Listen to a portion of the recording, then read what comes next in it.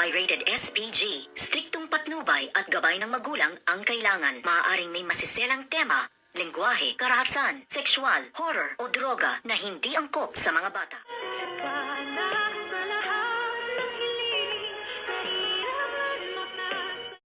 Good morning and welcome sa aking munting channel. At dito nga ay bibigyan sana ng leksyon nitong si Justin, itong si Zoe. Nabigyan nga siya ng 12 days suspension sa kanyang trabaho sa Apex Medical Hospital dahil nga sa dami na rin ng mga pasyenteng nagrereklamo sa kanya na ayaw magpagamot sa kanya dahil nga ang alam nila ay isa itong masamang tao, katulad ng kanyang mami Moirang Demonyita na ngayon ay nakakulong na sa correctional at kawawa ang kanyang buhay doon dahil lagi siyang pinagtitripan at pinaglalaruan ng mga kasamahan niya sa loob ng correctional dahil nga ito ang nais na mangyari ni Miss Giselle Tanyag para magdusa at maghirap ng todo-todo itong ang demonyitang si Moira. Pero ang kinagulat nga dito ni Miss Giselle Tanyag ay nag-file ng motion of bill ito ngang si Moira para makalaya, pero hindi papayag ito ngang si Miss Giselle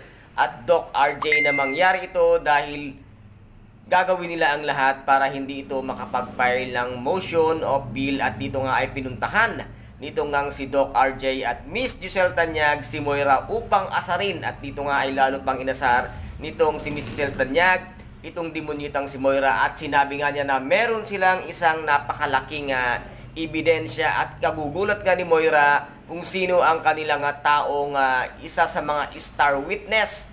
At sinabi nga dito ni Miss Giselle na ang kanyang anak na si Moira ay isa sa magte-testify sa kanya upang mas lalo siyang maidiin at talagang ipagdikdikan na siya ang mastermind sa lahat ng nangyari kay Don Pepe. And guys, ito po ang ating pakaabangan dito nga sa abot kamay na pangarap na kung saan ay napaka-intense ng bawat kaganapan at talagang napaka-exciting. At kung nagustuhan po ninyo ang aking videos for today, paki-subscribe na lamang po ng aking channel, paki-like and share para maging update kayo sa lahat ng gagawin kong videos. Maraming salamat po. Ingat, God bless, and bye-bye!